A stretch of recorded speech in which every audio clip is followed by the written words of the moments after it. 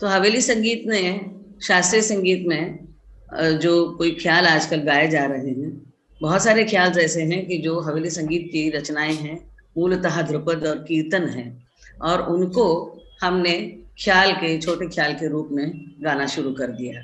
जैसे अल्लादिया खान साहब ने बिहागड़े की एक रचना है, नायकी कानड़े की रचना है, उनको बाकायदा जयपुर घराने के ख्याल के रूप में एस्टैब्लिश किया। जैसे प्यारी पग होले है,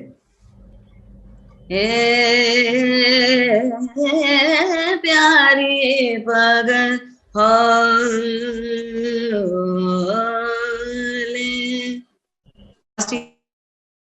बिल्कुल आवाज ठीक आ रही है?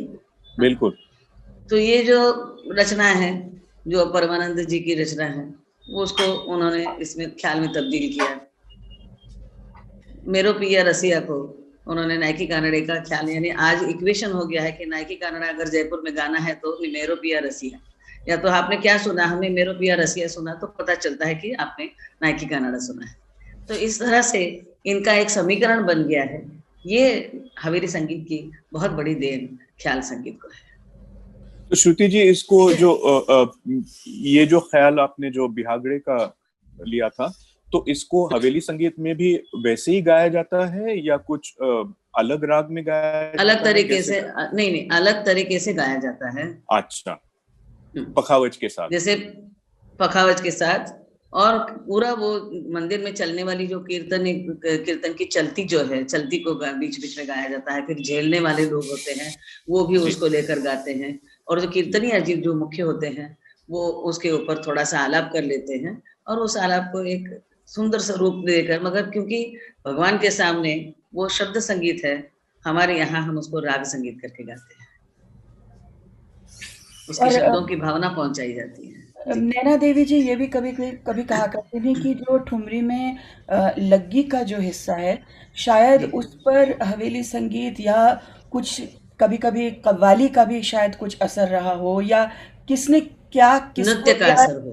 नहीं, नृत्य का तो असर है ही, लेकिन वो जो 14 मात्रा से कहरवा में या गाने की जो प्रथा है, वो शायद हवेली संगीत में भी दिखती है, उनके पदों में भी दिखती है, और कव्वाली में भी दिखती है। तो अब ये नहीं कह सकते, ऐतिहासिक प्रमाण नहीं है कि किसने किसको क्या दिया, लेकिन शायद ये भी एक ऐसा पॉइंट है जिसमें कुछ आदान प्रदान रहा होगा। देखिए, मुझे ऐसा लगता है कि ये मुख्य रूप से किसी भी कलाकृति के एक उत्कर्ष बिंदु तक पहुंचने की जो एक अंदर की ललक होती है, उसके अंदर की लालसा होती है कि किसी भी कलाकृति का आदि होता है, मध्य होता है और अंत होता है। तो आदि मध्य से गुजरकर जब अंत की तरफ कोई भी रचना जाती है, इवन कलाकृति काव्य हो या साहित्य हो, नाटक हो या सिनेमा हो, किसी भी कलाकृति की ये 3 अवस्थाएं जो होती है, तो उस अंतिम अवस्था तक जाते जाते उसका एक उत्कर्ष बिंदु के बारे में हम सोचते हैं। कलाकार हमेशा उस उत्कर्ष बिंदु के लिए तरसते हैं, और वो उत्कर्ष बिंदु लय में जब बढ़ोतरी होती है, तो लय में जैसे अलग अलग प्रकार के बोलों के प्रकार रचे जाते हैं, बनाए जाते हैं, वो उत्कर्ष बिंदु ही मुझे लगता है इसके पीछे की प्रेरणा है। और जिसको हम कहते हैं कि समा बांधना, और जो एक ट्रांस काइंड ऑफ इफेक्ट होता है, जो हम वारकरी संप्रदाय में भी देखते हैं, हर क्षेत्र में हम लोग देखते हैं। तो बिल्कुल आपने जो उस कलाकृति का एक लॉन्ग लास्टिंग इफेक्ट जो आपके मन पर होता है, वो विलंपत का या उसका नहीं है। विलंपत वगैरह का एक काम होता है उसकी बुनियाद बनाना।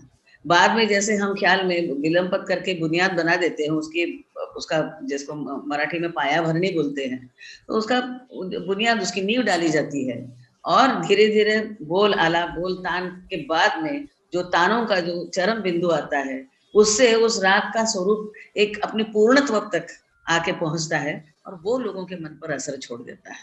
ये जो स्वाभाविक जो क्रिया है, वो स्वाभाविक क्रिया कलाकृति में हमेशा झलकते हुए आपको दिखाई। चलिए, इस बहाने तबला प्लेयर का जो इसमें योगदान है वो थोड़ा बहुत है।